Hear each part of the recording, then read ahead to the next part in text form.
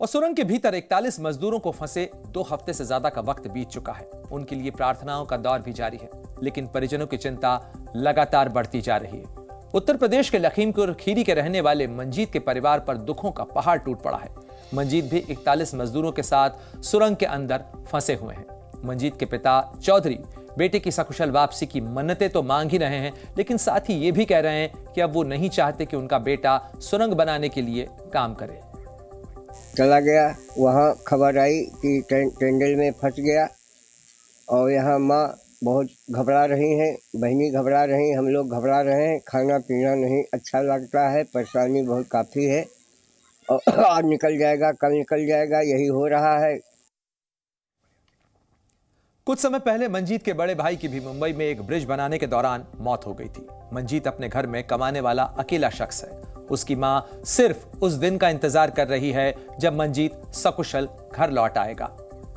कल तो बात करे थे अपने लड़का से, वो बोल रहे हैं ठीक है ना अम्मी, चिंता वाली बात ना है, निकल जीवा 1-2 दिन में।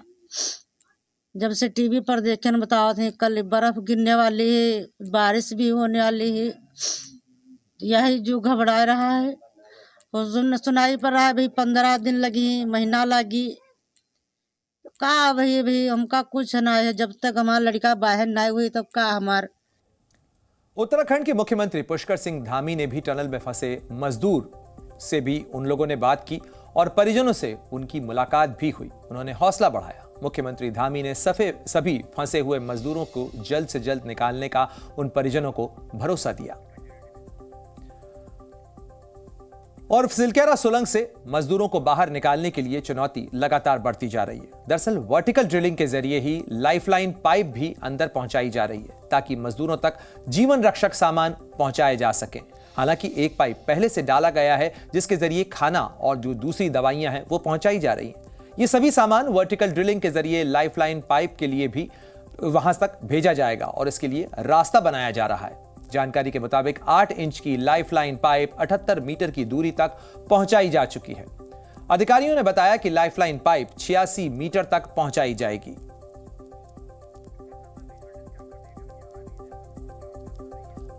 और देखिए ये वो तस्वीरें हैं कि किस तरीके से वहां पर वर्टिकल ड्रिलिंग की जा रही है और साथ ही हॉरिजॉन्टल ड्रिलिंग पर भी काम चल रहा है। अगर मशीन के फंसे हुए टुकड़े को निकालने की कोशिश चल रही है तो साथ ही ये वर्टिकल ड्रिलिंग की जा रही है, यानी उस सुरंग के ऊपरी हिस्से से नीचे की तरफ ड्रिलिंग की जा रही है जिससे लाइफलाइन पाइप डाला जाएगा, जिसके जरिए उन मजदूरों तक राहत और मदद की सामग्री पहुंचाई जाएगी और साथ ही उनको जो निकालने की कोशिश है वो भी तेज की जाएगी। और इस पूरे मामले को लेकर एनडीएमए के सदस्य सैयद अता हसनैन ने क्या कुछ कहा वो भी आपको सुनवाते हैं। फूड मेडिसिन ऑल्टरनेटिव लाइन भी लग गई है, लाइन एडिशनल लाइन लग गई है, अंदर बात हो रही है और रिलेटिव्स के साथ कम्युनिकेशन बना हुआ है। Medical expert, psycho social experts जो हैं वो मौजूद हैं उस जगह पर और अपना काम कर रहे हैं जिस तरह से करना चाहिए। सबसे महत्व की चीज, पूरी सेफ्टी प्रिकॉशंस लिए जा रहे हैं सबकी सेफ्टी के लिए। 6 प्लान काम कर रहे हैं। पहले 5 बताया था, उस वक्त भी 6ठा प्लान तो मौजूद था, वो 6ठा प्लान अभी भी है, हालांकि उस पर फिजिकल काम नहीं हुआ, तैयारियां उसकी पूरी शुरू हो गई हैं। मैं ये आपको आश्वासन देता हूं कि जो हमारे 41 भाई हैं अंदर, उनके लिए आखिर में सब कुछ तैयार, जो सब कुछ हो सकता है वो किया जा रहा है।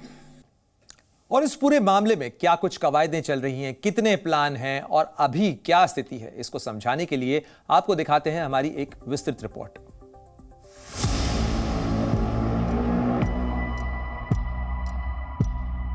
सुरंग से मजदूरों को निकालने के लिए ऑपरेशन मूषक।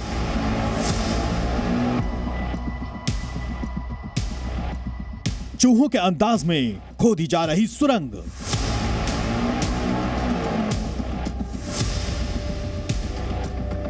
रेड बोरिंग के जरिए 41 मजदूरों का होगा रेस्क्यू।